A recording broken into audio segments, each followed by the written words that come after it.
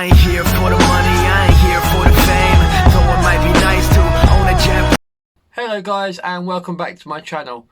This video will be another little video on the little blue ZX, as always. I think everyone's kind of expecting it to be the ZX now. As in the last video, I unfortunately didn't get a chance to have the time to get the sound deadening out. So that will be a little video of me removing the sound deadening for you guys. I have my tools at... I'm an idiot. I was turning it around to show you, and I haven't changed the camera around, so now I've changed my camera around. Like as you can see, I've got all my tools at the ready. I won't be needing the hammer, but it's just still in there. I've got my tripod ready and my little box of bits that I've removed. And what we're going to do today, guys, is, like I said, we're going to remove the sound deadening. I have, however, done a little removing this bung. I literally wedged the screwdriver down the side like so, and that's coming out really easy, but it's got a lip on the inside. I had to wedge the screwdriver down and pull that out like that. I am going to just knock that through into the engine bay for now, so that gets that carrier bag fix of mine out the way. So that's out the way for now. So now all we got to do is, there is one more rubber bung that I need to pull out. I've also moved all the wires off to one side, because as you'll see in the last video, I removed all the dash console wiring. I've tucked these up behind these hooks. There is this rubber bung here, which just pulls out. Again, I had just rested that in there for the purpose of being able to pull it out easier for you guys. They can go in my parts bin. So, where do I stand? We've still got all these little white clips. There's 1, 2, 3, 4, 5, 6, 7, 8 left in. There was a number 9 down here, in there. As you can see, they go like that. That one's in. I've moved that one out just so I can work out the best way to take them out. And what I've found the best way to do is, if I show you guys this, is literally just a pair of needle nose pliers on there, like so, to kind of give a slight tug whilst I rotate it. Sorry about the blurry focus then. So if I do a slight tug whilst I'm rotating, as you guys can see, it is coming away because it is a threaded piece that is on, to the point of where I can now just unwind that all the way off the screwed thread that's sticking through the bulkhead, to the point where it comes off. So what I'm going to do is I'm going to get all these removed, and then I'm going to put you on the tripod and we'll remove this live. But bear in mind, I will be taking it out relatively gently because it is a bit on the weak side through age.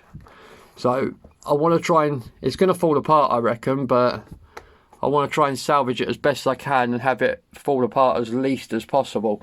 So I'll get these clips removed. The next clip you'll see is me with you guys on tripod and me removing this very carefully. So we'll do that now, guys. So I have, however, guys, now removed all the clips from everywhere on this. This is now ready to come out. I have tested the water a little bit on that side and seeing how easy it comes away, because it's been there for 25 years.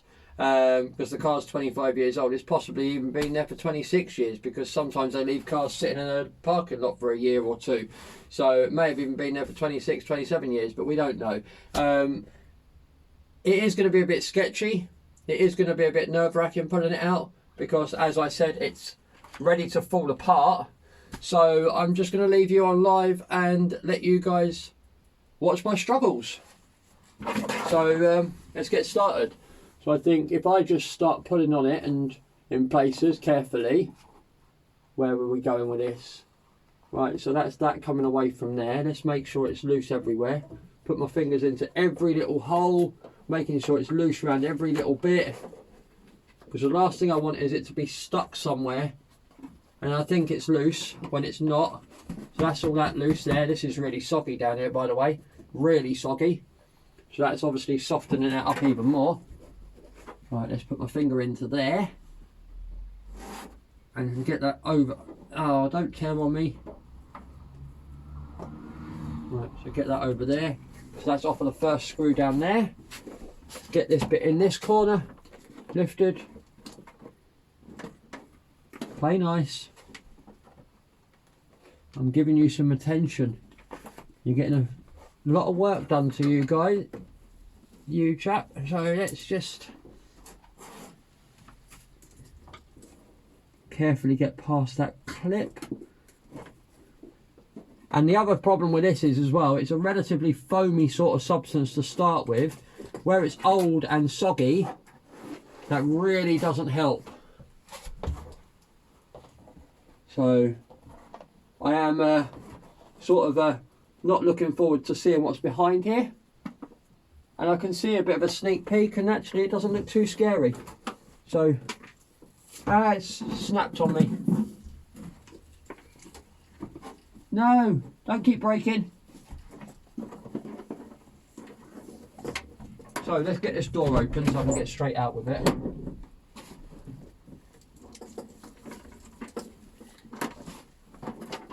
Get that lifted over the bulkhead. Wow, this is heavy because it's wet. As I suspected, just as I suspected. Right, I'll get this out of the way and I'll take you in for a closer look in that wheel well. Passenger side wheel arch and wheel well is fantastic. Driver's side, not so good. Once I get this out of the way, you might be able to see anyway. But I'm just going to get this quickly out of the way and then bring him in for a closer look.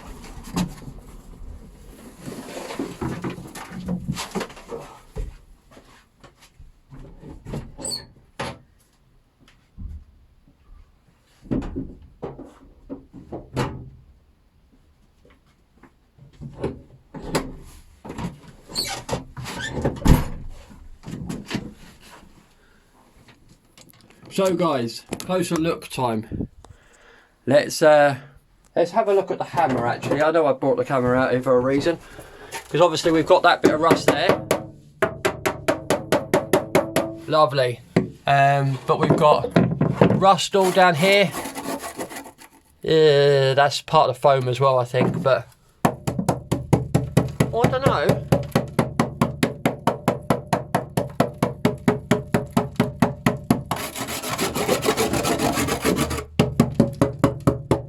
Oh, I can see a little puddle every time I whack, look. Little puddle, just in there, look, nice little puddle. Move you out the way a minute.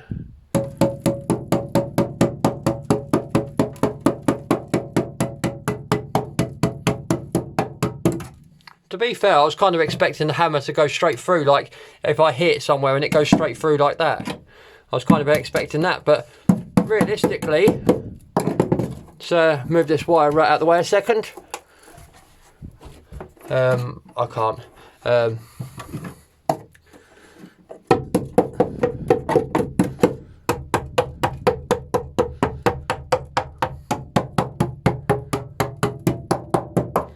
Just wire that out of the way. Bit of bubble there. You know what? I'm quite impressed for a 25-year-old car. Yeah, it's rusty. Yeah, it's got a few holes, but 144,000 miles and 25 years old, and that's pretty much all I've got to deal with. I had a Fiesta a couple of years ago that was, fair enough, a couple of years ago it was, 1 minute, let me just turn this around so you can see me guys. So yeah, as I was saying, I had a Fiesta a couple of years ago, and when I had it a couple of years ago, it was 5 years younger than what this is now. So now it'd be 22 years old. It had 75,000 miles on the clock. It had spent half its life kept in a garage, and the other half of its life just used like a normal car. This has lived, as far as I'm aware, most of its life out and about on the road. And I haven't been particularly nice to it. I've just driven it and driven it and driven it. So, like I said, that Fiesta, on the subject of that, was completely rotten on both seals. It was completely rotten. It was like completely like a Flintstone car. I could really kind of put my foot through the floor. That's how bad it was. So that was a bit too far gone, and it had engine problems, and I just got rid of it anyway. But it was something I was going to have as a project. It didn't work out. But like I said, based on that, thumbs up to Citroen, definitely. Whatever you've done with the paint on this car when it left the factory, for it to have lasted 25 years and have the rust it's got now, I'm quite impressed, to be fair. Fair enough, I can't weld, but most of it is pretty much just going to be a case of grind it back and treat it. So that I can do. The bits I can't do, like the rear wheel arches and stuff, I am in contact with a friend of mine, and I'm going to take some pictures down to him in the next couple of days and see what he says. He'll give me a price on the welding for the back there. And I will also, however, be getting him to look underneath. Well, I'll have a look underneath anyway, but getting him to look underneath and see if there's anything else that needs doing. So, on that context, there will be a few more videos before it goes to him, because I need to work out how to get those fans disconnected, and I'm going to take all the engine bay wiring harness out. I did have someone ask me if I was going to remove the exhaust, but the exhaust is pretty much in very good condition. So I initially said, no, I'm not going to touch it, because I live by the rule, if it ain't broke, don't fix it. But to make things easier, for as easy as possible, I am going to be removing the fuel tank, because I realised actually when I hydro-locked, I don't know if any of that water that was in the engine has gone through the fuel system, maybe even on like a return or anything, I don't know, or whether it went into the fuel tank, and it's been sitting for endless amounts of time. So I've decided I'm going to remove the fuel tank. It's got about a quarter tank of diesel in it. I'm going to be disposing of that diesel sparingly in 3/4 of a tank's worth of diesel in my van. And what I mean by that is I will put a litre at a time into my little Berlingo van, so if there is any water in the diesel, it will still have 3/4 of a tank of diesel to disperse that. So I believe I shouldn't have too much of a problem, but also then saves me money, and I'm not potentially wasting what could potentially be perfectly good diesel. But as I'm going all in depth, I want to get the tank out, get it cleaned out, make sure there's no crap in there, check the condition of the fuel pump. I've decided I'm going to go completely to town with this car. I may as well. So with that, there's more wiring to be removed inside the vehicle. Well, yeah, because I could probably take all the plugs off for the doors. There's a rear bumper that's got to come off, because I'm going to be doing that tow bar at some point anyway. And all the exhaust is going to come off, and the fuel tank is going to come off. I am not touching brake lines. I'm not going to be touching fuel lines, because when it comes to it, I will just blow them through with my airline when it comes to the point of needing to do that. So yeah, I'm going to be going through that, and there's some more content still to come. But and also I'm going to be removing the door cards at some point, because these doors, I can't get out of there because this door handles thingy on the back doors. The little clip on them is broken, so I need to see if I can sort something out with that. And I can't get out of there because same reason. All these locks, the latches are missing, so I need to sort something out with them. Providing I get the locking mechanisms working properly, I may not bother. I may just cap these and not bother with even having these locks, because as long as the door locks are working fine, basically what I mean by that is if I lock that, I can still get out. So even if I push that down and lock it, I now can't open this driver's front door from the outside, but if I open the handle, that will auto unlock. Look, watch it lift, and then I can open the door up just like so. So that's what I mean by this potential bar, and this bit may just get capped and ignored, because providing the door lock system is working fine, I don't actually need that, because I only really need to worry about having the car locked for the purpose of the outside door handle anyway. So what's entailed for this video? Well, I think I'm going to end it here because I've got a few other jobs to do. So yes guys, I've decided I am definitely going to end the video here, because I'm going to go indoors and have a little play with a little something that I'm going to record, and if successful I will be putting it up on YouTube. If I'm not successful, it might go on YouTube, but I've got a little plan of doing something which some of you guys might say is not car related, but in my eyes it still is, because I've got 3 old sat navs. One I won't touch because it's my latest sat nav and is still usable as a necessary device if needed. One of them is so old that it probably doesn't know that the M25 even exists, and we all know how long the M25 has existed. It was literally one of the first sat navs ever bought, ever made. But unfortunately, as much as I'd like to rip that one apart, it isn't quite going to have the capabilities of what I've got planned. So there's one in the middle, which is an old Garmin sat nav, and it looks like that one's going to be the punishment piece. I'm going to strip it out, take all the insides out, and do something completely different and get the sat nav doing something that it's not originally supposed to be doing.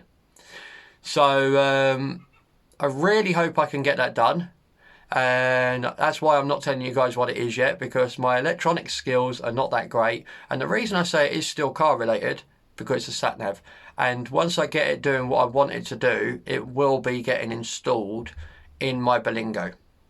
So fingers crossed guys, wish me luck on that. Hopefully I can do that.